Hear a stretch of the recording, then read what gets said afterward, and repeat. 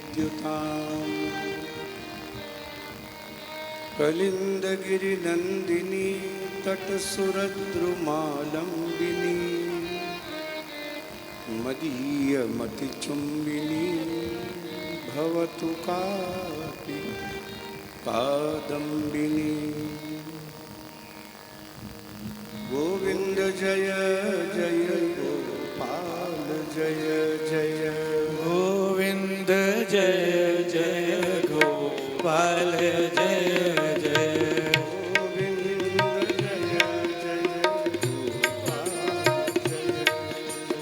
गोविंद जय जय गोपाल जय जय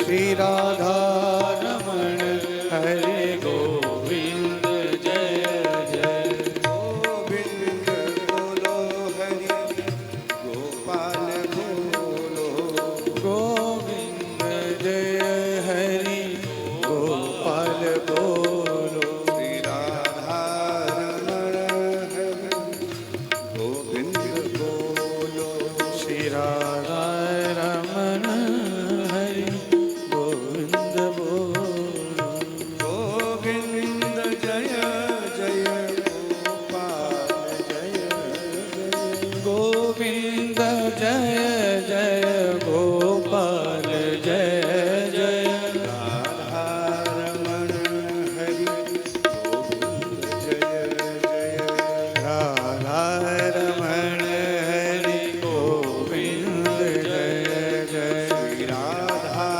रमण हरि राधा रमण हरि गोविंद जय जय बोलिए श्री बांके बिहारी लाल की जय परम पूज्य गुरु निर्विशेष श्री ब्रह्मचारी जी महाराज की जय परम वंदनीय व्यास पीठासीन गोपाल भैया जी की जय जय जय श्री राधे।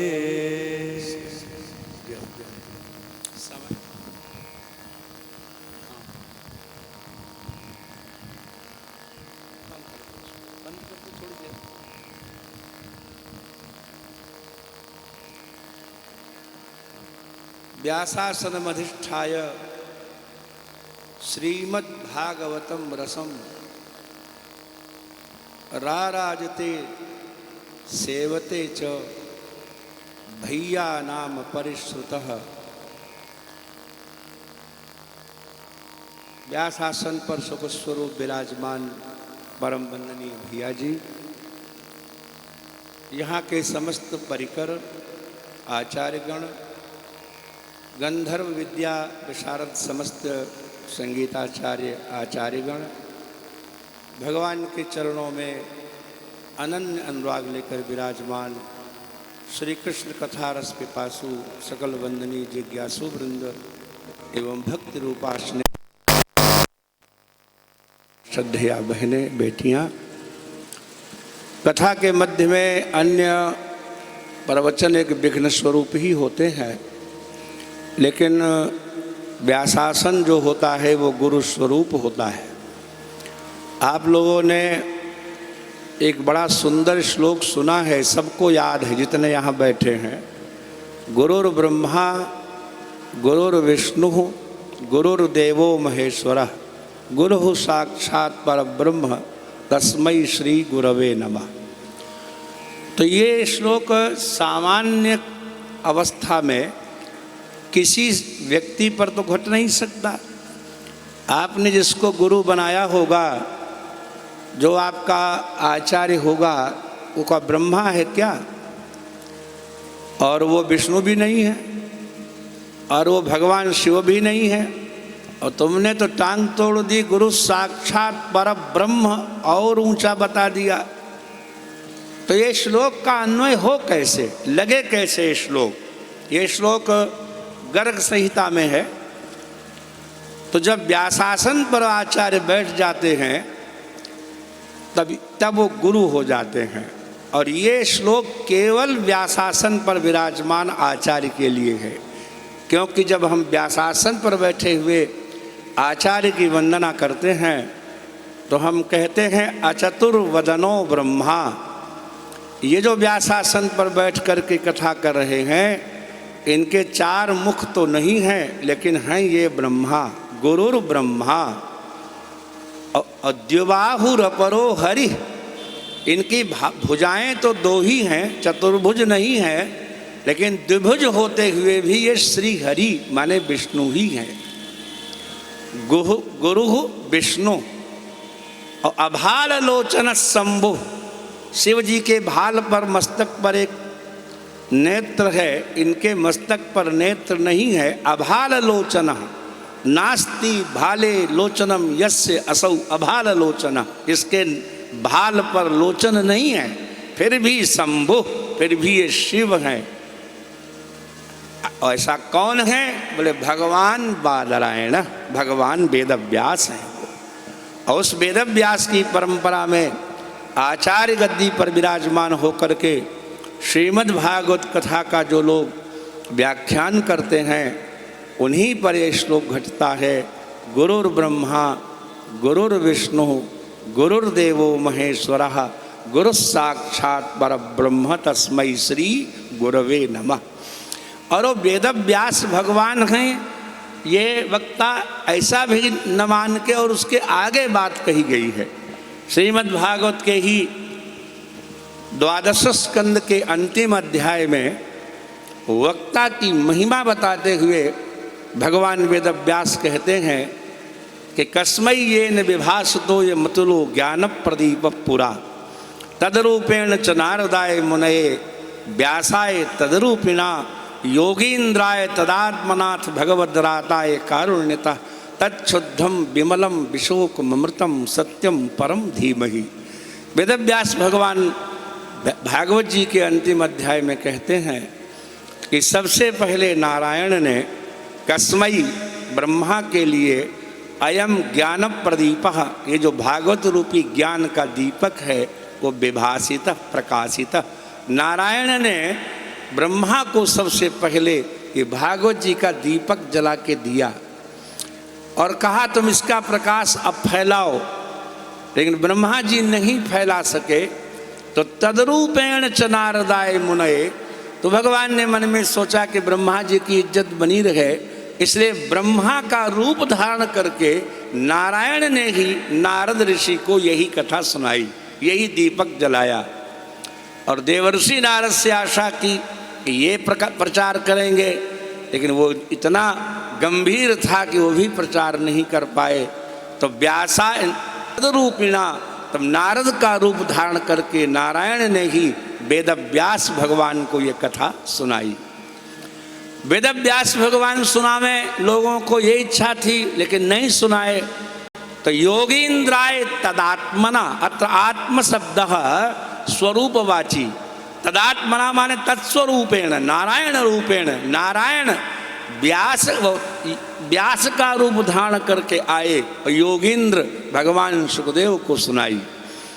और उसके बाद तदात्मना एव, और फिर सुखदेव का रूप धारण करके विष्णुरात आए, विष्णुरात परीक्षित को सुनाई।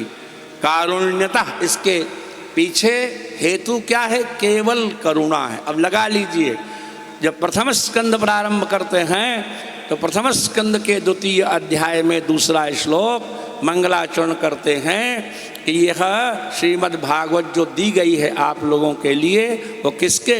तो संसारिणाम करुणया पुराण गुह्यम, वो करुणा से भगवान सुखदेव ने कारुण्यतः तच्छुद्धम विमलम विशोकमृतम सत्यम परम धीमहि, वो परम सत्य भागवत। और उस पर व्याख्यान शक्ति जब वक्ता को प्राप्त हुई तो व्यास स्वरूप बन करके व्यास गद्दी पर बैठ करके नारायण रूप ही वो वक्ता आप लोगों को कथा सुनाते हैं। तो जब भागवत कथा श्रवण करने बैठें तो फिर व्यास जी में मनुष्य बुद्धि नहीं रखनी चाहिए, नारायण बुद्धि रखनी चाहिए कि हम पर कृपा करके नारायण ये कथा सुना रहे हैं। और सुन कौन रहा है? तो ये मत समझना कि हम साधारण हैं जो सुन रहे हैं। प्रविष्ट कर्ण रंध्रेण स्वानाम भाव सरोरुहम, जैसे ही आप भागवत जी के सामने आए और बैठे, एक प्रश्न हम कर सकते हैं आप लोगों से कि भागवत जी में जो बातें लिखी हैं, गीता में जो बातें लिखी हैं, उन पर आपको विश्वास है कि नहीं? ये सच लिखी हैं कि सब झूठे लिखा होगा?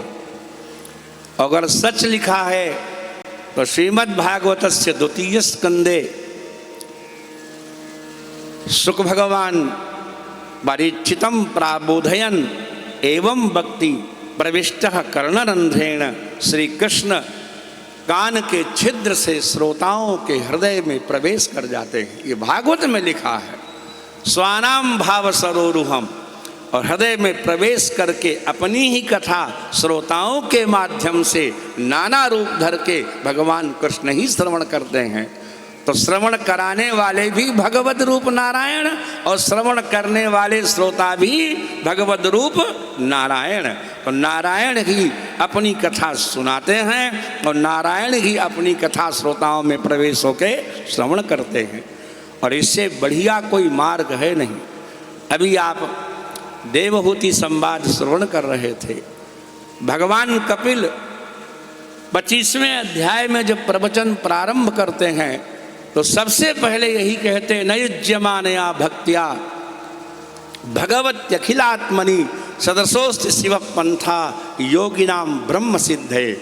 योगियों के लिए जो ब्रह्मज्ञानी बनना चाहते हैं उनको उन्होंने कहा, यदि सचमुच आप सिद्धि करना चाहते हो, भगवत दर्शन करना चाहते हो, तो युज्यमानया भक्त्या सदृशः कश्चित पंथा नास्ति।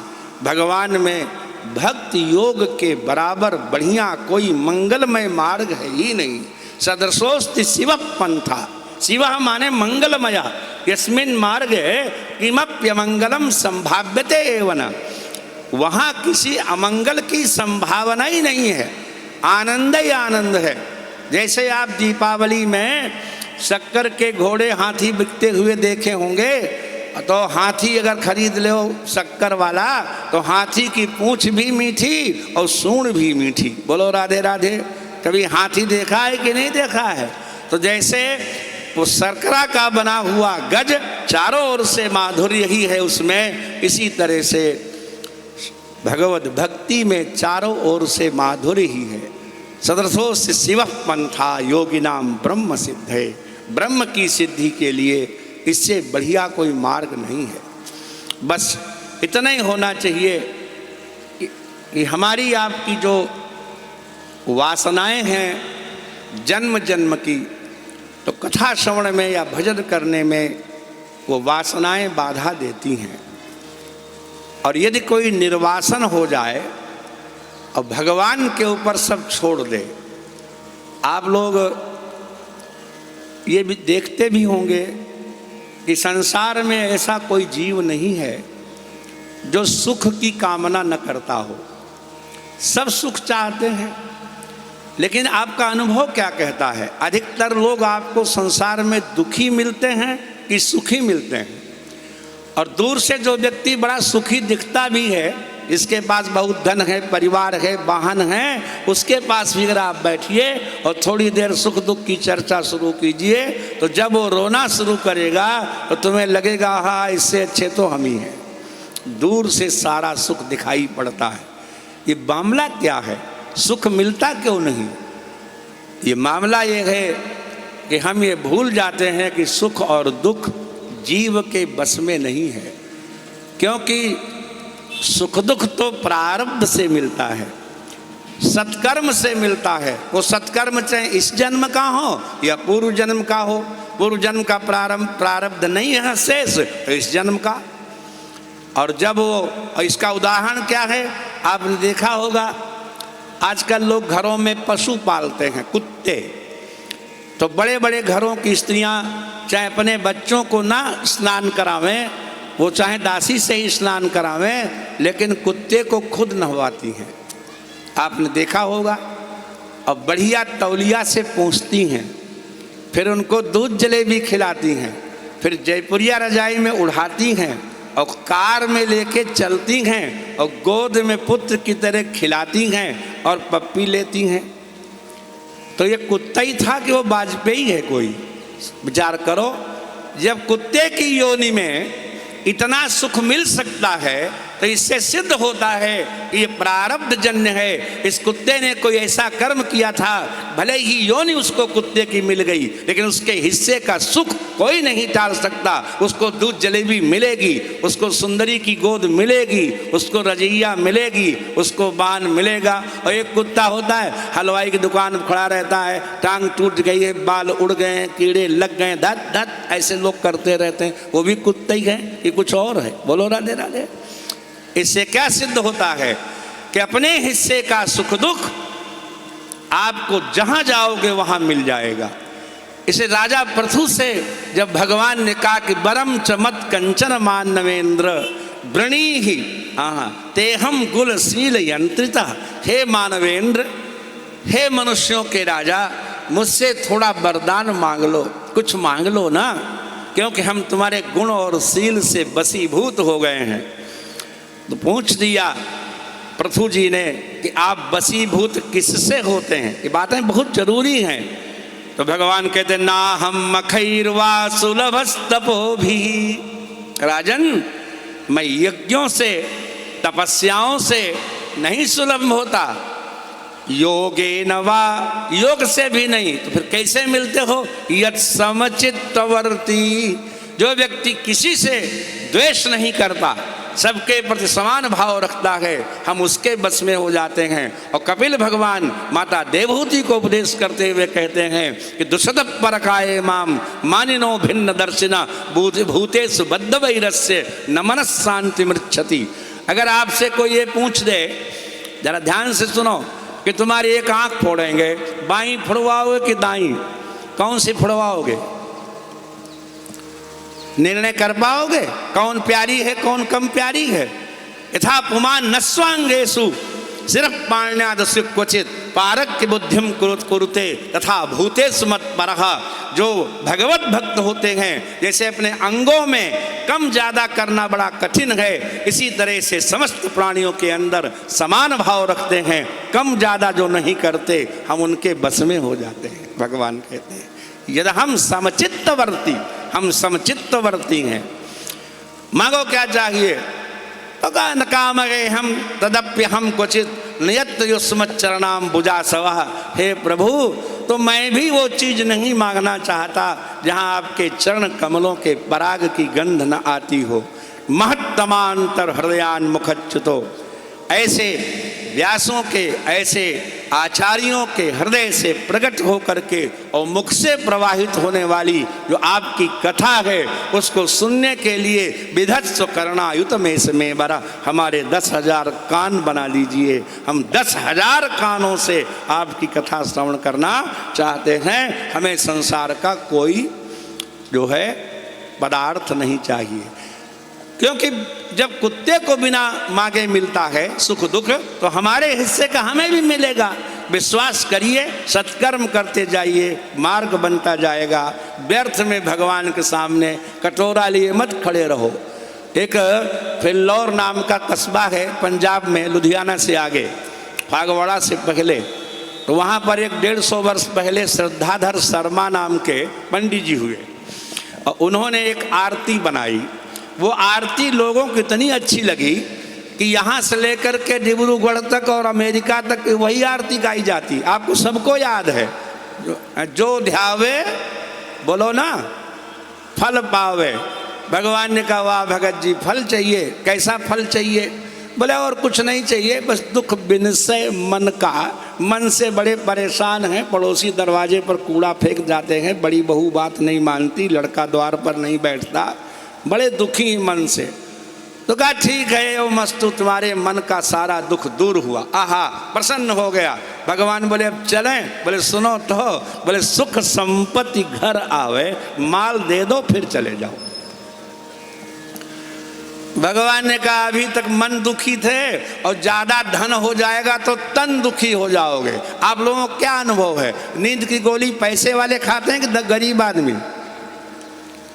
नहीं सुना? हाँ, तो नींद किसको नहीं आती? धनवान को नहीं आती। इसका मतलब क्या है कि सारे बड़े रोग धनवानों को होते हैं। तो अभी तुम तन मन दुखी थे, फिर तुम तन दुखी हो जाओगे। तो उसने कहा अरे ये भी झंझट मिटाओ, दुख मिटे तन का, ये भी लिख लो। तो भगवान ने कहा मेरे पीछे क्यों पड़ा है? बोले माँ तो पिता तुम मेरे, तुम ही तो हो और है कौन? बताओ। ये लोगों को लगा वाह, इससे बढ़िया और प्रार्थना हो ही नहीं सकती, सब कुछ एक में मिल जाएगा। ओम जय जगदीश गाने लगे। क्यों? हमको आपको क्यों अच्छी लगती है कहानी? इसलिए अच्छी लगती है, इसमें माल मिलता है, समझे, इसमें दुख मिट जाता है। तो हम इसी खोज में लगे रहते हैं। कभी भगवान से पूछते हो तुम दुखी हो कि सुखी हो? तुमको क्या अच्छा लगता है? सभी जितनी माताएं जिनके यहाँ भोग भी लगता होगा, पुत्र से पूछती हैं बेटा आज क्या खाएगा, पति से पूछती हैं आज क्या बनाएं, कभी ठाकुर जी से जाके पूछती हो तुम कि आज क्या बनाएं? उनसे भी पूछना चाहिए, उनके सुख दुख में सम्मिलित होना चाहिए। भगवान खुद प्रसन्न हो जाएंगे। भगवान से प्रेम करना चाहिए। साच तस्मिन परम प्रेम रूपा, नारदीय भक्ति सूत्र में भक्ति का लक्षण बताया गया है। परम प्रेम करने का नाम भक्ति है। जब बढ़िया फल दिखता है बाजार में, आपको बढ़िया मिठाई दिखती है, आप खरीदना चाहते हैं, तो बच्चों की याद आती है, अपनी याद आती है, पति पत्नी की याद आती है, चलो आज मिठाई ले चलें, कि ठाकुर जी की याद आती है? बताओ ईमानदारी से। बढ़िया फल मिले, बढ़िया चौसा लंगड़ा दशहरी बिक रहा है, मन आया ले ही लो, तो भगवान की याद आती कि बच्चों की अपनी? और जब लेके पहुंच जाते हैं और वहाँ भगवान भी बैठे टुकुर टुकुर देख रहे हैं, तब हम कहते हैं जल्दी अमनिया करके भोग लगा दो, बच्चों को दे दो। लेकिन जब खरीदने का नंबर आया था तब भगवान की याद नहीं आई थी, क्योंकि हम भगवान से प्रेम करते ही नहीं हैं। भगवान को प्रेम अच्छा लगता है। राम ही केवल प्रेम प्यारा, जान ले सो जाननहारा। और कपिल भगवान ने यही उपदेश किया। अभी क्या श्लोक महाराज जी ने बोला, अहो बतत स्वपचो तो गरीयान यज्जिह्वाग्रे वर्तते नाम तुभ्यम। उस 3 काल संध्या करने वाले ब्राह्मण से वो स्वपच गरीयान, आह वाह भैया आ जाओ, स्वपचा गरीयान। स्वपचा का मतलब है सुनम पचती स्वपच, कुत्ते को भी पका के जो खा जाए, चांडाल, उसको स्वपच कहते हैं। वो गरीयान है जिसके जिह्वा पर आपका नाम है। तेपुस तपस्ते, आपकी उन लोगों ने सारी तपस्या कर ली, सारे यज्ञ कर लिए, सारे सदाचार कर लिए, और आर्या और वो समस्त वेद पाठ कर लिया जिन्होंने आपका नाम लिया। हमारे भैया श्री मनोज मोहन शास्त्री जी भागवताचार्य, अब हमको तो अरे बड़े भैया ने बोल दिया। हाँ, बोलिए वृंदावन बिहारी लाल की। गोविंद जय जय गोपाल जय जय गोविंद जय जय गोपाल जय जय राधा रमण हरि गोविंद जय जय राधा रमण हरि गोविंद जय जय। बोलिए श्री बांके बिहारी लाल की, श्री ब्रह्मचारी जी महाराज की, व्यासपीठासन श्री महाराज श्री की जय जय श्री राधे। इसी क्रम में जब हम सबको आशीर्वाद प्राप्त हो ही रहा है, हमारे मध्य में ज्येष्ठाग्रज और परम स्नेही श्री भैया जी पधारे हैं। वेददास चाहेगा हम सबको आपकी वाणी का भी लाभ यत्किंचित प्राप्त हो। जय जय श्री राधे।